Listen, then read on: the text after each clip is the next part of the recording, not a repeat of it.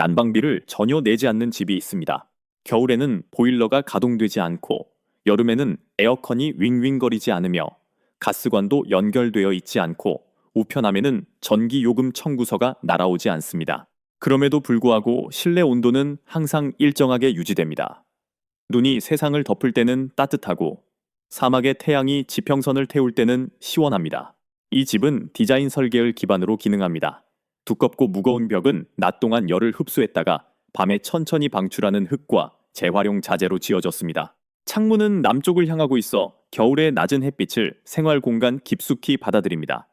여름에는 높이 뜬 태양을 지붕 처마가 막아주어 실내를 그늘지고 평온하게 유지합니다.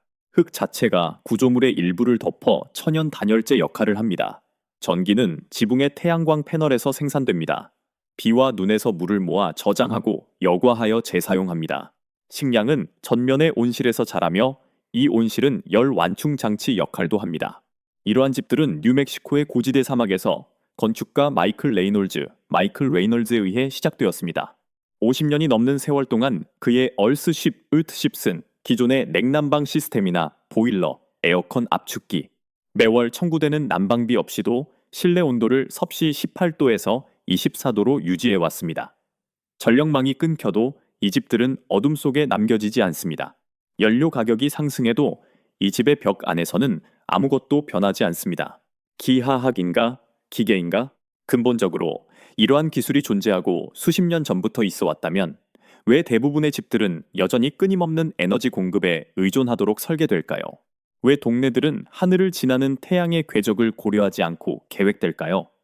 왜 안락함은 구조물에 직접 구축하는 것이 아니라 매달 돈을 주고 사야 하는 것이 되었을까요? 그 대답은 이 아이디어가 실패했기 때문이 아닙니다. 진짜 이유는 자급자족하는 집이 난방, 냉방, 전기를 판매하여 구축된 전체 산업을 뒤흔들기 때문입니다. 하지만 이 개념은 우리 시대에 갑자기 시작된 것이 아닙니다. 수천 년 전에 이미 시작되었습니다. 2000여 년 전 건축가들은 오늘날 우리가 재발견했다고 주장하는 무언가를 이미 이해하고 있었습니다. 태양은 예측 가능하다는 것입니다. 고대 아테네에서 집들은 남쪽을 향하도록 설계되었습니다. 철학자 소크라테스는 겨울의 낮은 햇빛을 방 깊숙이 받아들이면서도 동시에 타는 듯한 여름의 태양으로부터 집을 보호하는 것을 이상적인 집이라고 묘사했습니다. 지붕 처마는 계절을 고려하여 계산되었습니다. 내부 안들은 공기가 자연스럽게 순환하도록 했습니다. 안락함은 기계적인 것이 아니라 기하학적인 것이었습니다. 5세기가 지난 후 로마는 햇빛과 돌을 인프라로 탈바꿈시켰습니다. 카라칼라 욕장, 바스 오브 카라칼라의 거대한 방들 아래에는 하이포커스트라는 시스템을 통해 공중에 뜬 바닥 아래 빈 공간으로 뜨거운 공기가 순환했습니다. 거대한 돌벽은 단 한 번의 불피움으로도 열을 흡수했고 불꽃이 꺼진 후에도 오랫동안 열을 뿜어냈습니다. 겨울 바람이 도시를 휩쓸 때에도 수천 명의 사람들이 편안하게 목욕을 즐겼습니다. 세계 곳곳의 고대 지혜, 페르시아에서는 정반대의 과제에 직면했습니다. 생존은 난방이 아니라 냉방을 의미했습니다. 기술자들은 산들바람을 잡아 생활공간으로 내려보내는 바드기르 뱃길라는 바람잡이 탑을 건설했습니다. 야흐찰 약찰이라고도 알려진 돔형 얼음 창고는 두꺼운 흙벽으로 지하 공간을 단열하여 겨울에 모은 얼음이 사막의 혹독한 여름을 견뎌낼 수 있게 했습니다. 그중 일부는 여전히 남아있으며 이는 과거의 냉장을 위해 전기가 전혀 필요하지 않았다는 무언의 증거입니다. 중국 북부에서는 전통적으로 내부 안뜰이 있는 집들이 남쪽을 향했고 다진 흙으로 만든 두꺼운 벽이 열 저장고 역할을 했습니다. 중세 유럽에서는 1m 두께의 벽을 가진 긴 석조 주택들이 화로의 불에서 열을 흡수하여 밤새 천천히 방출했습니다. 모든 대륙과 모든 기후에서 서로 다른 문화권들이 동일한 결론에 도달했습니다. 그들은 먼저 태양에 맞춰 설계했고 그림자의 각도를 연구했으며 계절에 따른 바람의 패턴을 이해했고 돌, 흙, 벽돌 등 에너지를 자연스럽게 저장하는 재료인 축열체 열용량 물질을 사용하여 건물을 지었습니다. 안락함은 연소가 아니라 방향, 두께, 그리고 공기의 흐름에서 왔습니다. 온도 조절기도, 배관도, 매달 나오는 에너지 요금 청구서도 없었습니다. 물리학이 보편적인 것처럼 이 원칙들도 보편적이었습니다. 물리학과 축열의 비밀. 산업화 이전의 사회는 자연에 맞서 건물을 짓지 않고 자연과 함께 지었으며 수천 년 동안 이는 성공적이었습니다. 이 건물들의 숨겨진 비밀은 신비로운 것이 아니라 물리적인 것입니다. 밀도가 높은 재료는 에너지를 저장합니다. 돌, 흙, 벽돌, 콘크리트 및 물은 햇빛이나 불에 노출되면 열을 흡수합니다. 그 열은 재료를 통해 천천히 이동하며 주변 공기가 냉각됨에 따라 점진적으로 방출됩니다. 이것이 바로 축열열, 질량입니다. 해가 진 후에도 돌벽이 오랫동안 따뜻하게 유지되고 여름의 열기 속에서도 동굴이 시원하게 유지되는 이유입니다. 겨울철 남양 창문은 ip사각이 낮은 햇빛이 방 깊숙이 들어오게 해줍니다. 빛은 어두운 색의 바닥이나 두꺼운 벽에 부딪힙니다. 재료는 복사열을 흡수하고 머금습니다. 몇 시간 후 외부 온도가 떨어지면 저장된 열이 다시 공간으로 방출됩니다.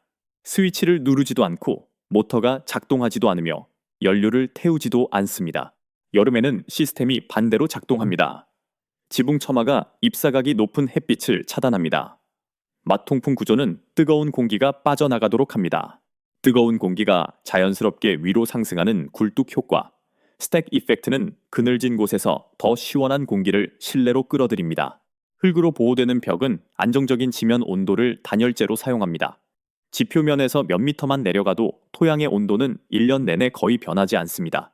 이것들은 발명품이 아니라 물질의 특성입니다. 두꺼운 흙벽은 배터리이고 흙은 단열재이며 태양은 청구서를 절대 보내지 않는 라디에이터입니다. 현대공학은 고대 건축가들이 직관적으로 실행했던 것을 증명합니다. 방향을 잘 잡고 제대로 지어진 건물은 스스로 온도를 상당 부분 조절할 수 있습니다. 기계 시스템은 필수적인 것이 아니라 보조적인 것이 됩니다. 우리가 잊어버린 이유. 지난 2500년 동안 물리학과 관련된 것은 아무것도 변하지 않았습니다. 태양은 여전히 동쪽에서 떠올라 북반구의 남쪽 하늘에 둥근 호를 그립니다. 돌은 여전히 열을 흡수하고 공기는 여전히 기압과 온도의 차이에 따라 이동합니다. 따라서 과학이 이렇게 단순하고 영구적이라면 한 가지 질문이 불가피해집니다. 왜 우리는 더 이상 이런 방식으로 건물을 짓지 않게 되었을까요? 패시브 수동적 디자인이 더 이상 작동하지 않아서 변화가 일어난 것이 아닙니다. 방향성보다 속도가 더 큰 이익을 가져다 주었기 때문에 일어난 일입니다. 제2차 세계대전 이후 일부 도시와 국가들은 역사적인 규모의 주택 부족 사태에 직면했습니다. 귀환한 수백만 명의 군인들에게는 집이 필요했습니다. 개발업자들은 대량 생산으로 대응했습니다. 대도시 외곽으로 교외 지역이 빠르게 확장되었습니다. 도로는 태양의 정렬이 아닌 최대의 인구 밀도와 차량 접근성을 위해 설계되었습니다. 동향집은 남향집과 똑같은 가격에 팔렸습니다. 장기적인 에너지 효율의 차이는 분양 책자에 나타나지 않았습니다.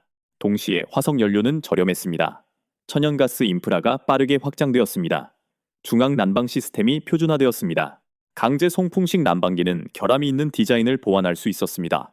얇은 벽과 과도하게 큰 창문을 통해 집이 열을 잃는다면 해결책은 간단했습니다.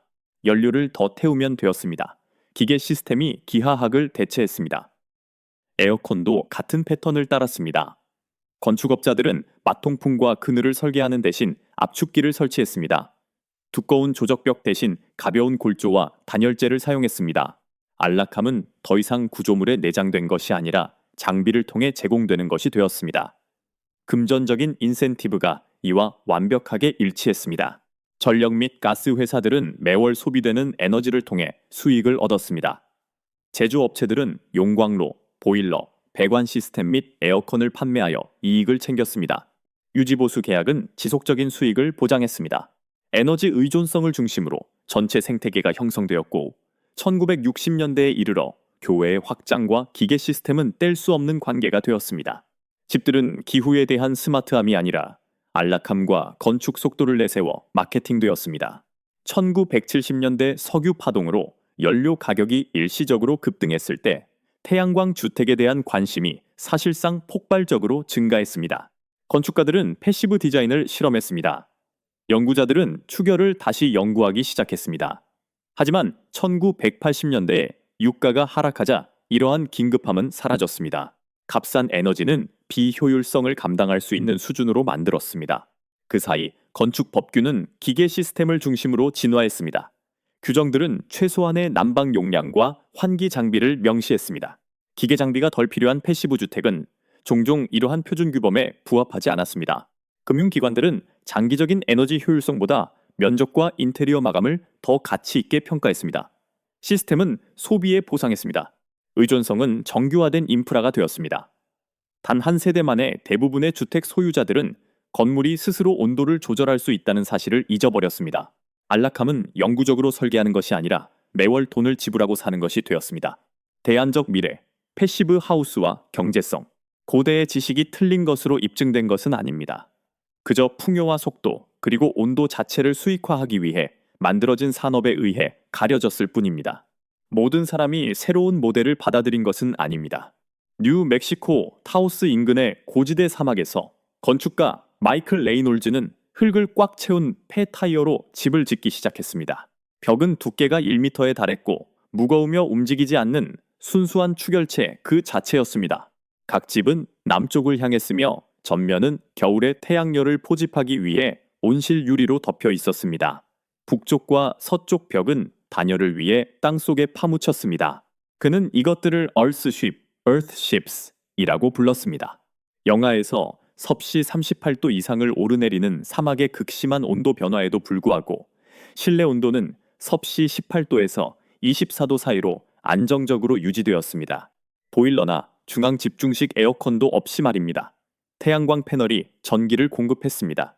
빗물은 지붕에서 모아졌습니다. 식량은 집의 복도에서 재배되었습니다. 글쎄요, 레이놀즈는 저항에 부딪혔습니다. 도시계획 부서들은 건축 허가를 거부했습니다. 기존 시스템을 위해 작성된 법규에는 보일러가 필요 없는 집에 대한 범주가 아예 없었습니다. 실험적이고 지속 가능한 주택이 합법적으로 건축될 수 있도록 하는 특별 법안이 통과되기까지는 수십 년이 걸렸습니다. 대서양 건너편에서는 물리학자 wolfgang 파이스트가 이 문제에 과학적으로 접근했습니다. 1991년 그는 독일의 최초로 인증된 패시브 하우스 파시브 하우스를 지었습니다. 이 건물은 초단열, 기밀 시공, 열회수, 환기장치, 그리고 세심한 태양열 방향 설계 덕분에 능동적인 난방이 거의 필요하지 않았습니다. 파이스트는 이후 패시브 하우스 연구소 파시브 하우스 인스티튜트를 설립하여 초저에너지 소비 건물이 단순한 실험 수준이 아님을 증명하는 엄격한 성능 표준을 만들었습니다. 그것들은 측정 가능하고 반복 재현할 수 있었습니다. 70년대 석유 파동 동안 많은 건축가들이 잠시 태양광 디자인으로 돌아갔습니다. 하지만 연료 가격이 안정되면서 대부분은 기존 시스템으로 돌아갔습니다. 그러나 물리학이 이미 증명한 것을 잊고 싶지 않았던 소수의 커뮤니티 건축가, 연구원, 주택 소유자들은 계속해서 뜻을 굽히지 않았습니다. 그들은 자연의 새로운 법칙을 발명한 것이 아니라 단순히 예전의 법칙들을 규율 있게 적용했을 뿐입니다. 대규모 건축이 속도와 이윤을 최적화하는 동안 이 건축가들은 독립성을 최적화했습니다. 그리고 천천히, 조용히 그들의 건물들은 견뎌냈습니다. 스스로 온도를 조절하는 집에 대한 주장은 철학적인 것이 아니라 수치적인 것입니다. 기존의 주택은 존재하는 기간의 대부분을 기계적인 냉난방에 의존합니다. 보일러의 수명은 15년에서 20년 사이입니다. 에어컨은 종종 더 일찍 고장납니다. 30년 주택담보대출 기간 동안 주택 소유자들은 대개 주요 장비를 최소 한 번, 때로는 두 번 교체하게 됩니다.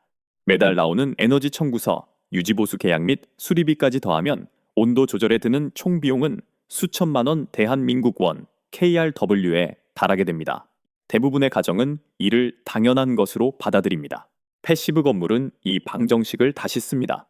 패시브 하우스 연구소의 표준에 따라 개발된 인증 프로젝트들은 일반 건축물에 비해 최대 90%의 에너지 절감을 지속적으로 보여주고 있습니다.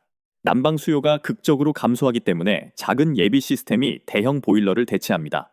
일부 집들은 안락함을 유지하기 위해 체온, 가전제품, 햇빛 등 아주 약간의 열원에만 의존합니다. 추결은 온도 변화를 안정시킵니다. 기밀 시공은 원치 않는 열 손실을 줄입니다. 열회수 환기장치는 신선한 공기를 유지하면서 열을 보존합니다. 태양열의 유입은 부담이 아니라 이점이 됩니다. 이렇게 절약된 비용은 공과금 청구서 그 이상으로 확장됩니다. 위기가 닥칠 때마다 똑같은 질문이 다시 제기됩니다. 왜 우리는 끊임없는 연료 없이는 무너져버리는 집을 짓는 걸까요? 자급자족하는 집은 미래지향적인 것이 아닙니다. 현대적인 도구로 업데이트된 조상들의 지혜입니다. 1m 두께의 흙, 남향 창문, 세심한 그늘막, 똑똑한 환기 시스템. 여기에 태양광 패널과 빗물 수집 장치를 더하면 이 구조물은 완전한 독립성에 가까워집니다. 태양은 여전히 매일 아침 떠오릅니다. 땅은 여전히 우리 발밑에서 일정한 온도를 유지합니다. 열 역학의 법칙은 변하지 않습니다. 유일하게 변하는 것은 우리가 그것들과 함께 건물을 지을지 아니면 그것들에 맞서 싸우기 위해 계속해서 비싼 요금 원화를 지불할지를 선택하는 것뿐입니다. 이 자료가 유용하셨기를 바랍니다. 이와 같은 더 많은 콘텐츠를 보시려면 구독하는 것을 잊지 마세요. 다음 시간에 뵙겠습니다. 시청해 주셔서 감사합니다.